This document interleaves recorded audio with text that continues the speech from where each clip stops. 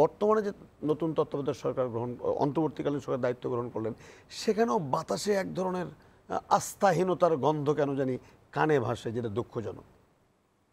দেখেন, সেই আস্থাহীনতা কাটিয়ে দ্রুত আস্থা ফিরানোটা সরকারের জন্য সবচেয়ে বড় চ্যালেঞ্জ।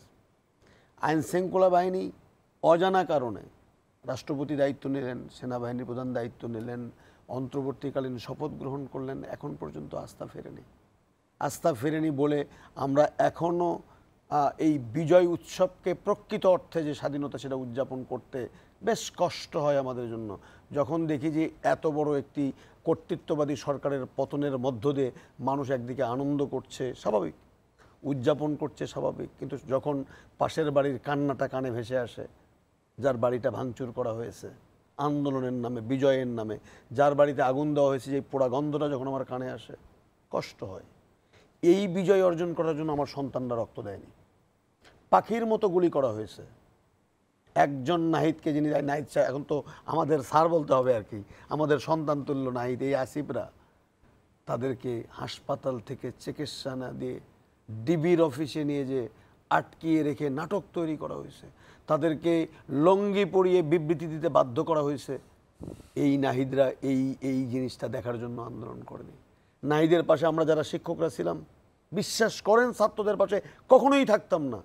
যদি আমার দেশে যদি এই ধরনের ঘটনাগুলো ঘটবে সেটা চোখে দেখতে হবে এবং এই কান্না শুনতে হবে, তাহলে করতাম না। আজকে মনে রাখতে হবে রাজনীতিবিদদেরকে, আপনারাই রাষ্ট্র ক্ষমতায় আসবেন, দেশ স্বাধীন আপনারা করেছেন, অর্থনীতির ভিত্তি এই জায়গায় দিয়েছেন, সব ঠিক আছে। আবারও নির্বাচন দেশে হবে, নির্বাচন হলে আপনারা প্রতিদ্বন্দ্বিতা করবেন। আপনাদের সমস্যাটা কোথায়? আপনাদের সমস্যা তো ছিল সংস্কার, নির্বাচনী ব্যবস্থার সংস্কার। সেই নির্বাচনী ব্যবস্থার সংস্কার না করে যদি আমরা নির্বাচনে অংশগ্রহণ করি, সেই নির্বাচন তো 5 বছর পর পর যে অস্থিরতা আমরা দেখি, যে হানাহানি দেখি, মামলা মোকদ্দমা জর্জরিত, পার্টি অফিস ভাঙচুর, এটা তো জাতি দেখতে চায় না।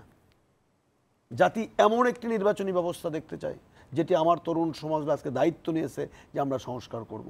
সেটি এমন জায়গায় নিয়ে যেতে হবে কিন্তু সবার জন্য লেভেল প্লেইং ফিল্ড তৈরি হয়, যেটি মানত না বিএনপি বা তার অ্যালায়েন্সরা, বলতো লেভেল প্লেইং ফিল্ড নেই, বাস্তবেই ছিল না।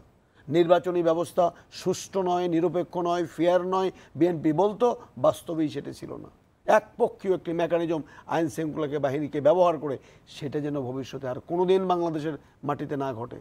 সেই রক্ত দিয়ে তরুণ প্রজন্ম সেই পথটাকে পথ তৈরি করেছে, সেই পথ দিয়ে আমাদের রাজনীতিবিদদেরকে হাঁটতে হবে, খুব ফেয়ারলি হাঁটতে হবে, কোনো শর্টকাট ওয়ে নাই এই সংস্কার।